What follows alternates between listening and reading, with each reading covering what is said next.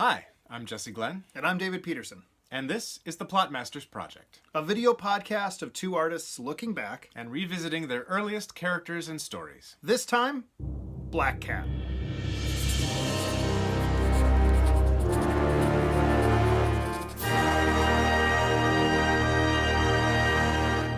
So David and I have a large selection of characters to go through in this series.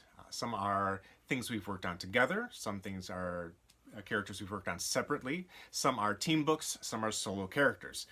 This happens to be a solo character of Dave's. It's someone who wasn't on a team, and it's something that I had no part in creating. This was Dave's fun little story to tell. So, most of you are probably already thinking, Blackcat, wait, there's a character called Blackcat already. And even though both Jesse and I read comic books at that time, neither one of us were familiar somehow with the Spider-Man character of Blackcat, or that she was synonymous as being a female, that the name Blackcat was synonymous for being a female character. So that caveat right out of the gate.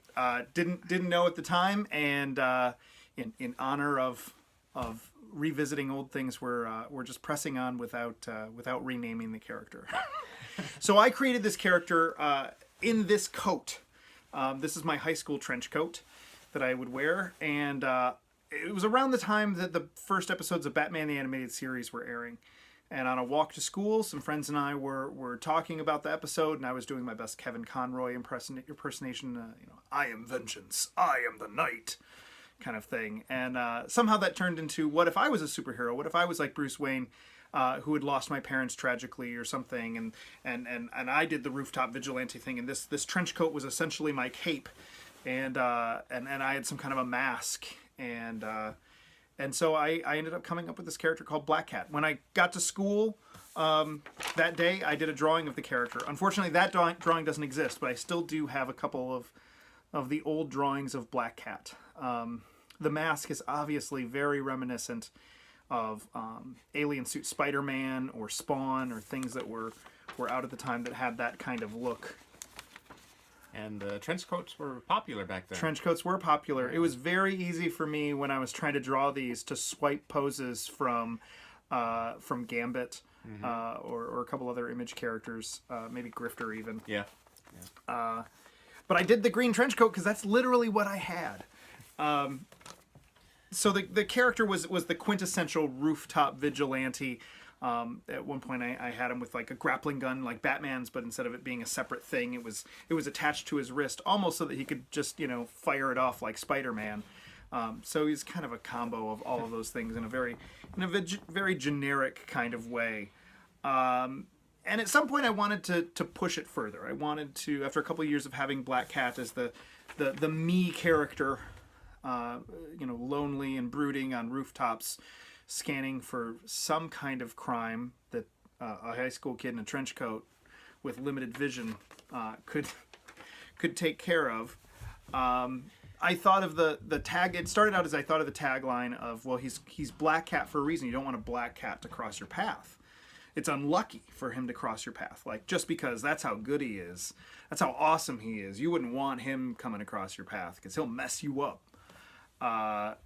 But later on, towards the end of high school, I started rethinking that, and actually deciding to give him some superpowers, not just to make him the vigilante, regular human, but to give him some superpowers, but that they'd be subtle, and that his power had to do with luck. Kind of like Longshot, who I always feel like the power was kind of underutilized with Longshot. But with Blackcat, the idea is that the more people's path he crosses, they get bad luck, but he gets good luck. So the more people's luck he's almost absorbing, the better off he is. The more power he has to kind of land on his feet and have things go his way. I did play around at different points with his mask and the size of the ears and the size of the eyes. There was a point where even Jesse drew him where he was a total skin tight suit like Spider-Man sort of thing. Yeah, there was a group of characters that we had, some other friends of ours had come up with for something. It might have been a role-playing game or something. And I put together just this like team pose, and I was mimicking the art style of, goes by Cheeks. Sean Cheeks Galloway. Yes, Sean Galloway. And so I drew this really stretched, dynamic pose. And yeah, he was just this basically all black alien Spider-Man with ears. So that was what Blackcat was. He was always kind of supposed to represent me, kind of a Peter Parker kid in high school, a kid who didn't have a lot going for him, but had this secret where he's actually way cooler than anyone gives him credit for. And much later on, I decided to revamp him completely, get rid of the ears and the mask and everything, and do kind of a spy version where he became part of a team unit. Now, we're not going to go into that in this episode. That's actually fodder for a whole other episode on its own. All the team members in that book, or that concept. But that's who Blackcat was. I even went so far as to have a mask made. I made a mask with my mom's help. My mom did sewing. I did a little puppet building, puppetry stuff, and so I knew my way a little bit around a sewing machine, and I had a mask, and unfortunately, it used to reside in the coat pocket of this coat. Always there. Always. And it is lost to the ages. But yeah, I could, as dorky as it is, sophomore, junior year of high school, just reach into my coat and pull on my Blackcat mask and take off in search of evildoers, which I didn't really do, but it was a funny gimmick for a moment. Well, you ran track, so you could run. I could run. Yeah. Away from evildoers. So yeah, he was a quintessential rooftop vigilante kind of character that I never had a complete home for. And when we were preparing for this episode, like I said, he later went into a team, and we debated, do we include that as part of this episode for Blackcat, or do we separate them out? And I kind of feel like they needed to be separated out, because we needed to give the original design, the original trench coat high school student version, a chance to live before we start talking about him in a larger team context. Yeah, I think the character lived long enough with us, with everything else we were doing as a solo character, that it's good for him to have his time to stand alone. Yeah. Just like always on the Plotmasters project, we don't just go back and look at the old versions of the characters and the old drawings. We try to do something new with them. Try to update, whether it's just updating the drawing or actually doing a complete redesign from scratch. So, as I tend to do, I like to redesign. I don't know why I do that a lot, but I do. I just find it fun. I'm very inconsistent. So in my design for the redrawing Blackcat this time, I was thinking along the lines of the way the character originated. A kid who just has something handy, and this becomes his tool for fighting crime, or this becomes his costume for fighting crime. Thinking about what is available today for someone who would be that age.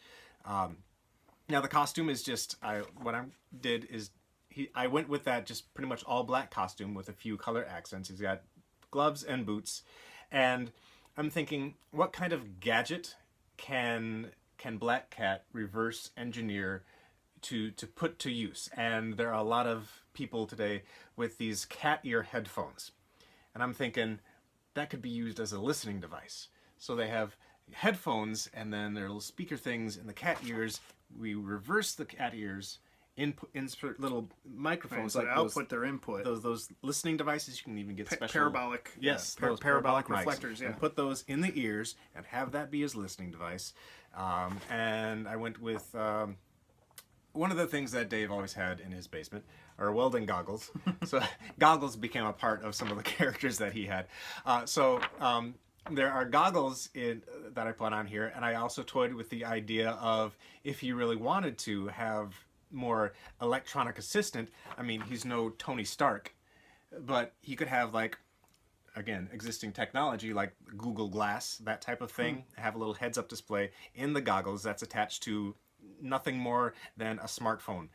in his pocket or something strapped in his utility belt and it just has a cable running up. So it's something like that that this character could just feasibly put together, have a small amount of modest high-tech stuff, and be a superhero. And I just did that with the sleek black outfit, and I thought that would be fun. For mine, I decided to do something definitely more in line with who the character has always been. And we were even joking in prep for this episode that my version is essentially the original costume, just drawn even more realistically as the original costume. Yeah, I debated on whether or not I was gonna play with him and do big shifts or changes. And the character is just so dear to me and reminds me of a very happy part of a young artist's life, where you could just create things on a walk to school that I wanted to just pay homage to that. So he has the exact same original mask with the larger size Spider-Man eyes, not the smaller ones that I would play with later. He has the exact same trench coat. He's wearing the same t-shirt and jeans that I would have worn. I decided to give him a sense of space, and instead of just having him be a rooftop lurker, to pay homage more to the more modern kind of fitness thing of parkour, and decided to have him do a one-hand handstand on a Flint landmark, because I grew up in Flint, Michigan, and those were the rooftops that I was always imagining Blackcat lurking on. So this time I had him doing something a little bit more exciting as opposed on a very bright building, the Capitol Theater. The only kind of like detail thing that I added that I thought was interesting, beyond just giving him some cool shoes, some cool retro shoes, was that I gave him a rabbit's foot. And I have a funny story about the rabbit's foot. I, in middle school, found a rabbit's foot just outside of my locker, and it was blue. I didn't own a rabbit's foot, but it was there on the ground, and it was blue. And I took it home thinking, like, well, if I ever owned a rabbit's foot, I'd want it to be white, not blue. I'd want it to look like a real rabbit's foot, not this weird bright blue, fake thing. So I thought I'd bleach it, and I put it in a cup of bleach, not knowing that you're supposed to water down bleach. And I would keep going back, and it looked a little lighter, but the job still wasn't getting done. And I left it to sit in pure bleach for hours. And when I came back, all that was left were the bones, the rabbit's bones, the kind of the claw curled up foot of a rabbit with a now rusted brass fitting for the keychain part. And turned out the rabbit's foot actually belonged to my locker partner, who was kind of hardcore, like heavy metal stoner dude.